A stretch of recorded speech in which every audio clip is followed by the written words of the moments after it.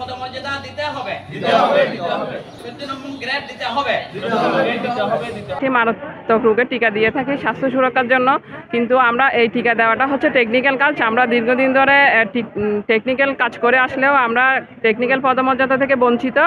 তাই আমরা আজকে 24 জুন 2 ঘন্টা সকাল 8টা থেকে 10টা পর্যন্ত 2 ঘন্টা অবস্থান কর্মসূচি পালন করছি আমাদের দাবি দাওয়া আদায়ের জন্য। নিয়োগ বিধি সংশোধন করে আমাদের সম্মান সংযুক্ত করে বিজ্ঞান বিভাগ 14তম গ্রেড, তারপরে হচ্ছে প্রশিক্ষণের মাধ্যমে টেকনিক্যাল গ্রেড 11তম গ্রেড প্রদান করতে হবে। আমাদের দাবি দীর্ঘদিন পূরণ না হওয়ার কারণে আমরা বারবার আন্দোলনে যেতে বাধ্য হয়েছি।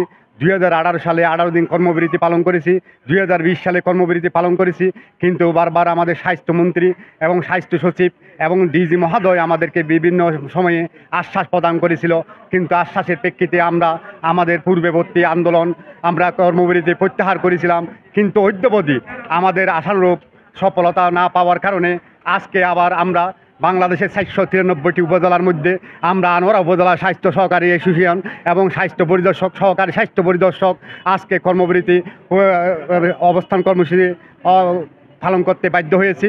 আমরা আজকে সারা বাংলাদেশে 26,000 সহকারী স্বাস্থ্য পরিদর্শক এবং স্বাস্থ্য পরিদর্শক আমরা দীর্ঘদিন অবহেলিত বঞ্চিত।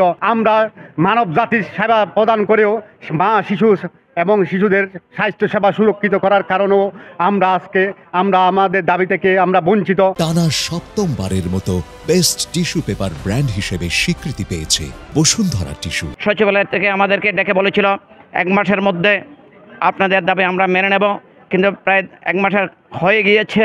ধরতে গেলে আজকে 24 তারিখ, আগামীকাল 25 তারিখ ডেকে যখন বলেছিল আমরা 2 দিনের পরিবর্তে আমরা 1 দিন করে এখন থেকে চলে এসেছিলাম।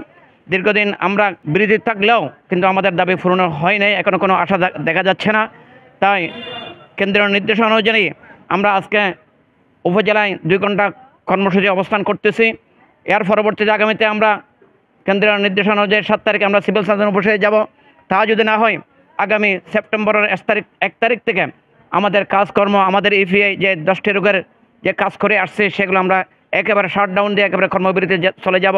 সরকার আসে আর যায়, আমাদেরকে আশ্বাস দেয়, আমরা কর্মবিরতি গেলেও আমাদেরকে আশ্বাস দিয়ে আমাদেরকে আবার উড্র করে নিয়ে যায়। এইবারের মধ্যে যদি সেই বাস্তবায়নটা না হয়, আমাদের কেন্দ্রীয় নির্দেশনা যা করেছে আমরা তা অনুযায়ী আমরা কর্মবিরতি সহ যা করতে হয় সব কিছু আমরা করে যাব।